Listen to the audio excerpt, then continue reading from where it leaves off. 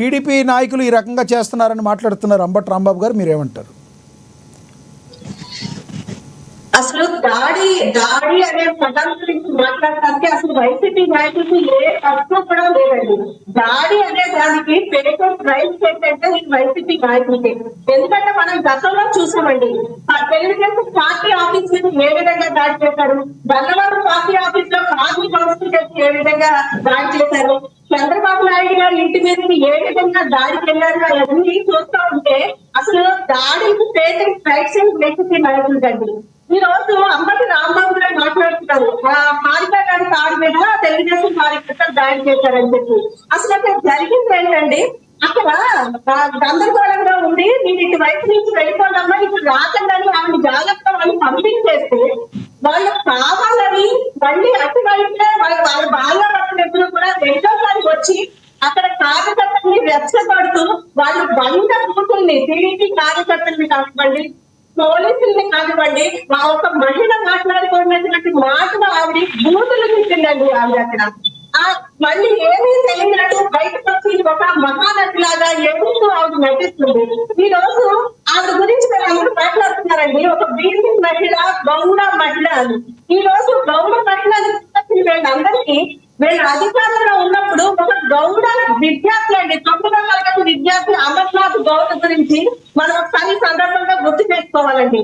ఆ రోజు ఆ బాలుడు నిజంగా 9వ తరగతి చదివే పిల్లాడు వాళ్ళ అక్కని ఏడిపించారని చెప్పి ఆ రోజు వాళ్ళని అడిగడానికి వెళ్తే ఎక్కడో కోసం కథలు పెట్టి అబ్బాయిని చంపేశారండి. ఆ రోజు ఆ విషయాన్ని ఈ రోజు మనం గుర్తు చేసుకోవాలి. ఇక్కడ మీరు ఒకటి గమనించాలి సునీత గారు, ఇక్కడ ఒకటి మీరు గమనించాలి. ఎస్, మీరన్నట్టు ఒకవేళ వైసీపీ అధికారంలో ఉన్నప్పుడు దాడులకి బ్రాండ్ అంబాసిడర్ అని మీరు అన్నట్లే అనుకుందాం అనుకోండి.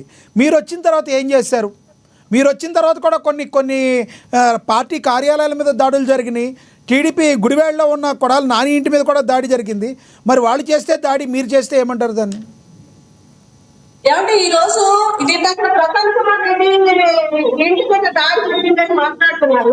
ఇప్పుడు అక్కడ గతంలో ఒకసారి మనం చూసుకున్నామండి, పార్టీ ఆఫీస్ మీద దాడి జరిగినప్పుడు జగన్మోహన్ రెడ్డి గారు ఏమని మాట్లాడారండి, మా కార్యకర్తలకి బీపీ వచ్చిందని మాట్లాడారు. ఈ రోజు ఒక మహిళా ఎమ్మెల్యే మీద అక్కడ కొవ్వూరు నియోజకవర్గం ఒక మహిళా ఎమ్మెల్యే ప్రశాంత్ రెడ్డి గారి మీద ఎంత జుగుత్సాకరమైనటువంటి మాటలు మాట్లాడారండి ఈ ప్రసన్న రెడ్డి గారు. మహిళ ఎవరైనా రాష్ట్ర ప్రజలు ఎవరైనా మాటలు రక్షిస్తారా అండి? అంటే అక్కడ మా కార్యకర్తలకి బీపీలు రాకుమని ఏమంటే అక్కడ కార్యకర్తలు వాళ్ళ మనోభావాలు దెబ్బతిని అక్కడికి వెళ్ళి జరిగిన సంఘటన అది కూడా దానిని కూడా అక్కడ వాళ్ళు ఆఫ్ చేస్తారు. తర్వాత వాళ్ళు చిత్రించుకున్నటువంటి సంఘటనలు. ఈ రోజు చంద్రబాబు నాయుడు గారు ముఖ్యమంత్రి అయిన తర్వాత చట్టపరమైనటువంటి పాలన ఇక్కడ జరుగుతుందండి. ఎందుకంటే తప్పు ఎవరు చేసినా తప్పుగానే ఆయన మాట్లాడతారు. ఈ రోజు మొన్న మధ్య మనం చూసాం, తెలంగాణ ఒక కొన్నాడు భారతీ రెడ్డి గారి మీద అనుచిత వ్యాఖ్యలు చేస్తే మా పార్టీ కూడా కార్యకర్త అయినప్పటికీ కూడా 24 గంటలు గడవకుండా అతన్ని అరెస్ట్ చేసి పార్టీ నుంచి సస్పెండ్ చేసినటువంటి సందర్భం. అది మా పార్టీకి ఉన్నటువంటి చిత్తశుద్ధి, మా నాయకుడికి ఉన్నటువంటి చిత్తశుద్ధి. ఎవ్వరూ కూడా మా పార్టీలో మా నాయకుడు కానీ మా కార్యకర్తలు కానీ తప్పు జరిగితే పరిస్థితి మా పార్టీలో లేదండి. ఎందుకంటే మాకు క్రమశిక్షణ కలిగినటువంటి పార్టీ.